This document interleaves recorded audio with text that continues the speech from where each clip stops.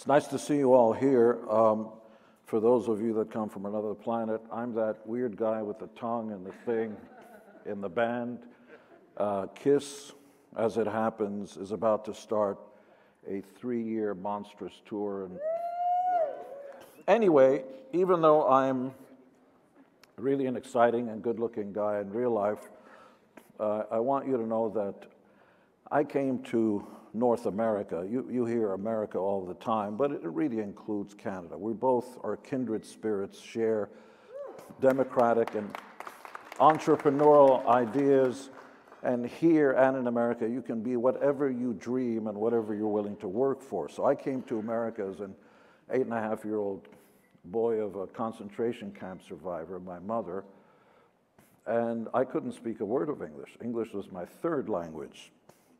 And when I came to America, I couldn't believe everything was larger than life and all that. And I learned very quickly that the less I knew how to speak English and the less I knew the lay of the land, the right thing at the right place, the right time, I wouldn't be making any money. And that people had a hard enough time judging somebody who didn't look like he came from here, never mind the fact that he couldn't put two words together. That's called an inferred fiduciary duty to yourself to figure out language skills, people skills, ad infinitum, ad nauseum. See, that's business language. And I had to learn that as a kid.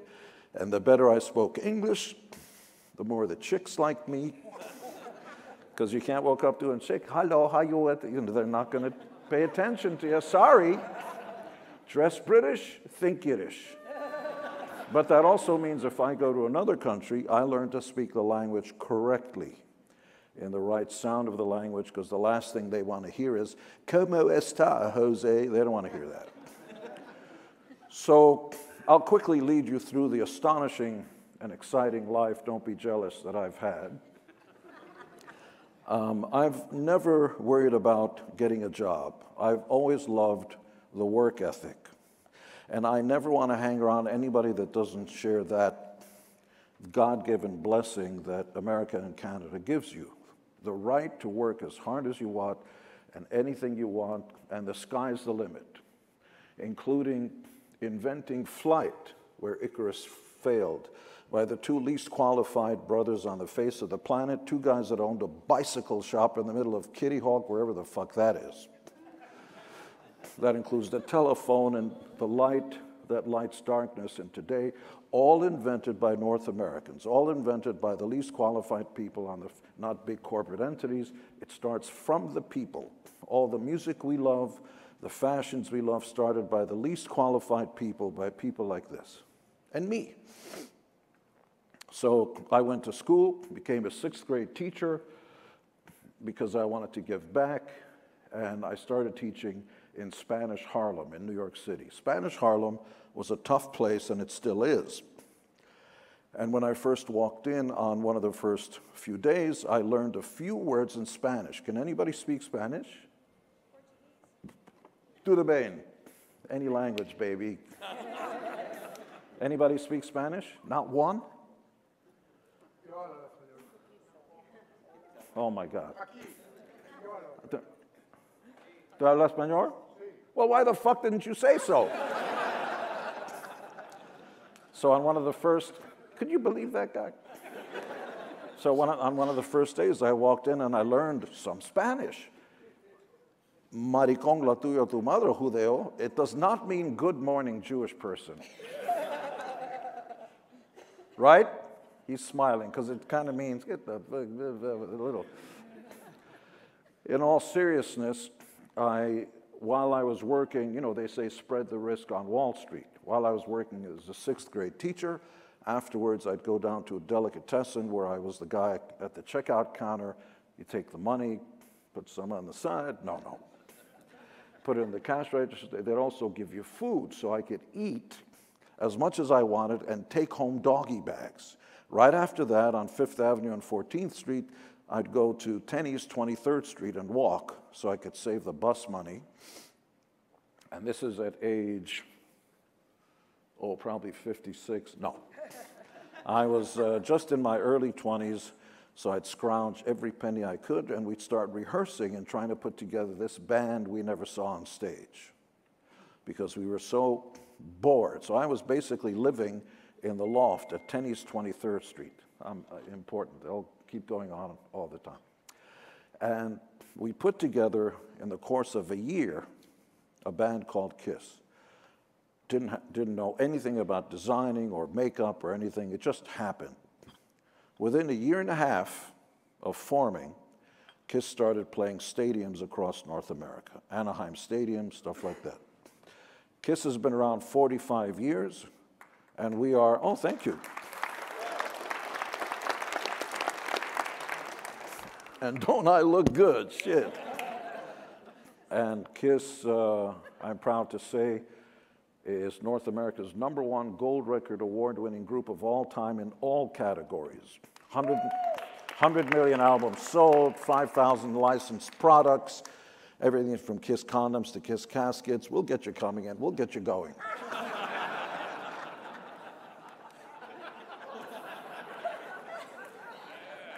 Does that translate in Hungarian? And we have an awful lot of fun. I have an awful lot of fun, but I work my ass off.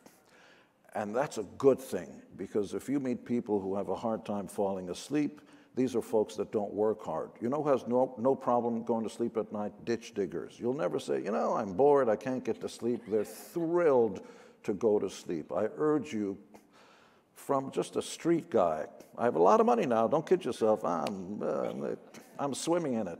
Get up every day, goddammit, and go to work. Really, be like Carlos Slim and Buffett and Gates and everybody else. Even if you don't do it for commerce, do it for philanthropy. Get up at the crack of dawn, your heart is thumping, you're above the ground, bless you, because you could just as easily be below ground. Get up there and pump that heart. Be at the right place, at the right time, with the right things. Surround yourself with winners. Don't be around losers. All those adages, you know, that we learned that are profoundly accurate, which is why we have a packed room, because you're here to hear what I'm going to say. So we have quite a few different businesses, and this is all going to lead to invictus-md.com. I'm a founding partner of Rock and Brews restaurant chain. We have 2 at LAX, 2 at Cabo in Mexico, Hawaii. They're spreading across North America. It does well. I just got involved with IAC, one of the world's largest automotive parts company. In fact, I'm going to meet Nat, the CEO, tomorrow. Deal is signed. First thing I did was connect McLaren. IAC made all the doors for Volvos, all of them. So it's a large company with 20 factories, 240,000 folks, and they wanted to move up. So what I did was called up the CEO of McLaren, and in a matter of a few weeks, they're making a deal that's going to mean hundreds of millions of bucks, and that's what I do. I'm fortunate enough that people take my calls, whether it's the Dalai Lama, and you know it's true, or Mr. Clinton, or even, yes, I can get to Mr. Trudeau.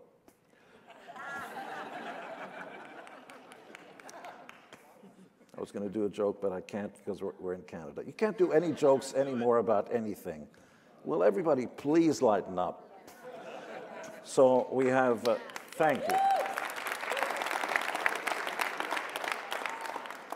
Because I am a fucking joke. So starting another venture called Titans of Rock with a Canadian. It's going to be a Canadian-American company. Music festivals, and the first one launches in Grand Forks, Canada, August 1, 2, 3. So it's already ongoing. There's Simmons books and Simmons comic, but a lot of stuff. Okay, now we're finally getting into the area. What the hell do you know about cannabis? Actually, nothing. And I don't know how to cook, but I have a restaurant chain. I can't read or write music, but we're America's #1 band, blah, blah, blah. What I do know is that I kick the tires. I surround myself with due diligence folks who can dig farther and get into the stuff and make me understand more, because I'm a very simple kind of guy, even though I've read the Encyclopedia Britannica. Now, millennials, once upon a time, there were books. Pathetic. You ever go into a room full of millennials? Can you write down my number? And they go like, right?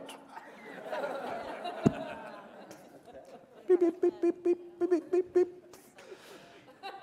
That's what they are.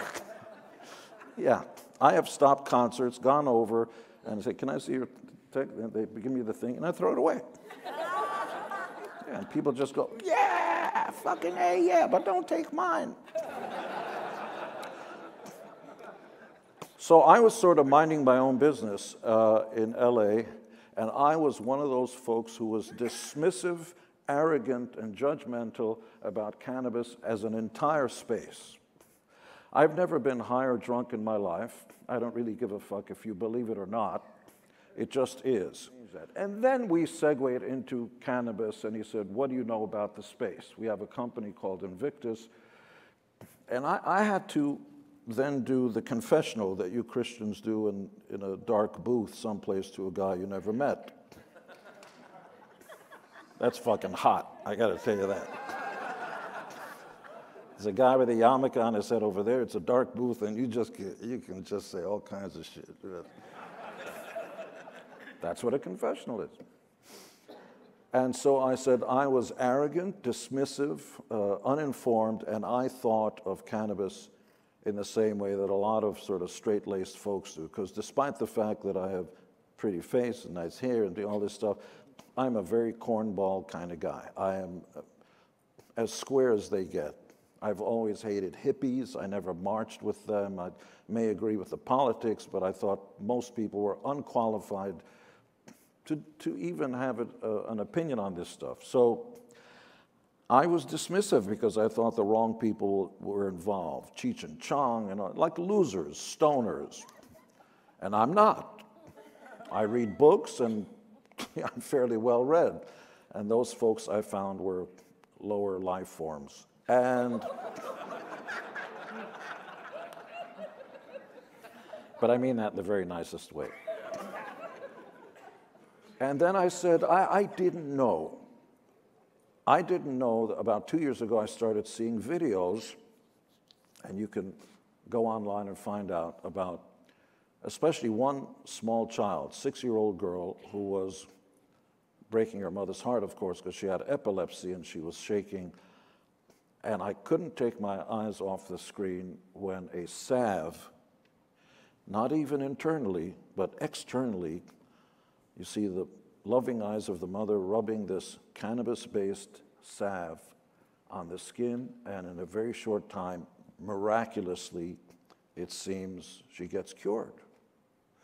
And the documentary went on to say that doctors don't quite understand it, but indeed, you can take internal or external various forms of cannabis, and for some reason, it seems to cure all kinds of ailments, including lowering stress levels, all kinds of stuff. And then I thought about it, and I didn't know that. And shame on me that I didn't know that stuff of it, when all I knew about was the Cheech and Chong, yeah, man, all that kind of stuff. And then I did research about that, just about the recreational stuff, the full-powered, high-octane stuff. And I thought, well, here's the judgment I made for myself. Perhaps you'll agree.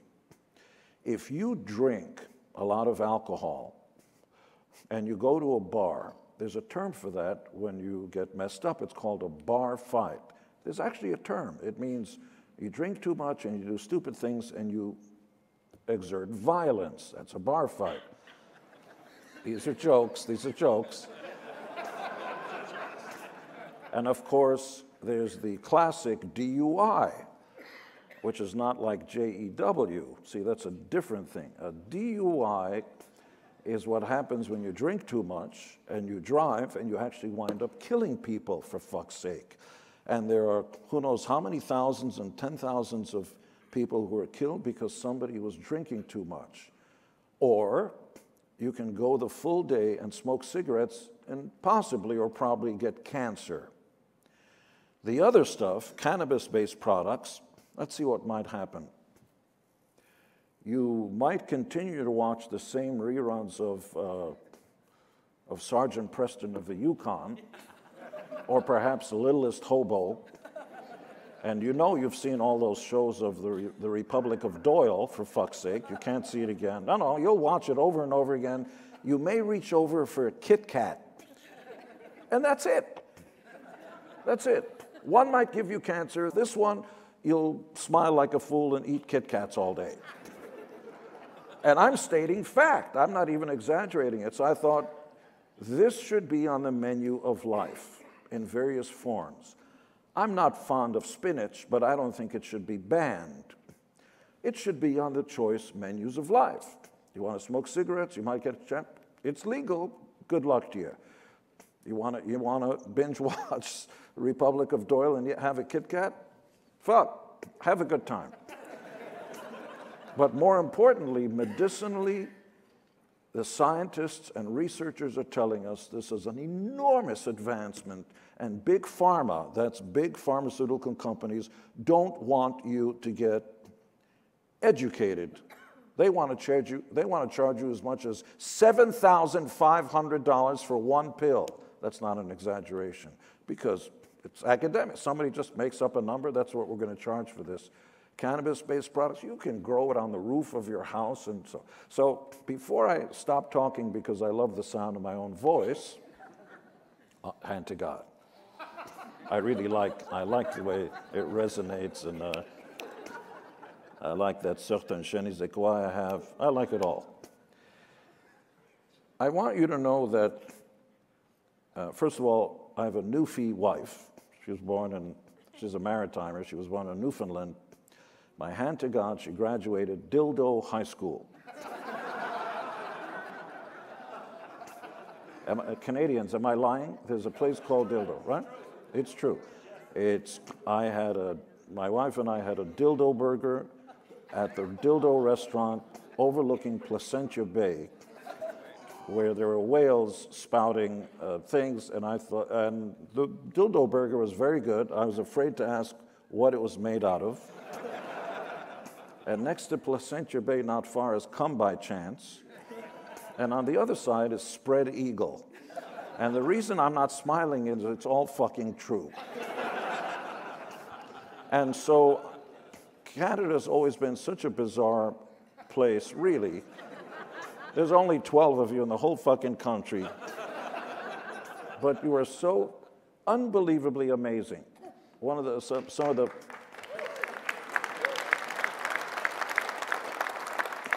You're good looking, you're smart, you're kinder and nicer than Americans ever will be. You're better in shape, you have, the air is better up here, and you're so much forward thinking than the Americans. Really. Look at how cool your prime minister just looks. As soon as he quits this job, he's going to go down the runway.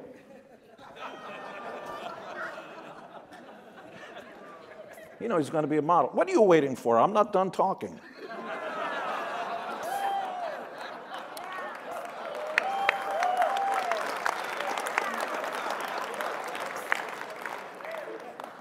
So I would urge you, so my hat's off to Canada. I love this country. Both our kids are also Canadian citizens as well as American citizens. My beloved is building a house in Whistler. I'm not allowed to go unless I ask permission, and that's the truth.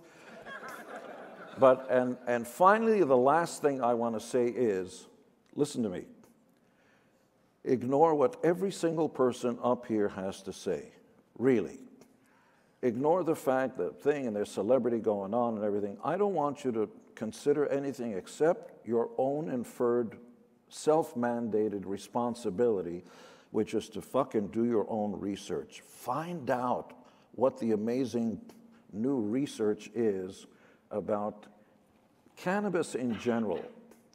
And then if you're curious, and I'm not here to tug on your shirt sleeves because they're regulatory, all kinds of things, and rightfully so. If you're curious, go to invictus-md.com.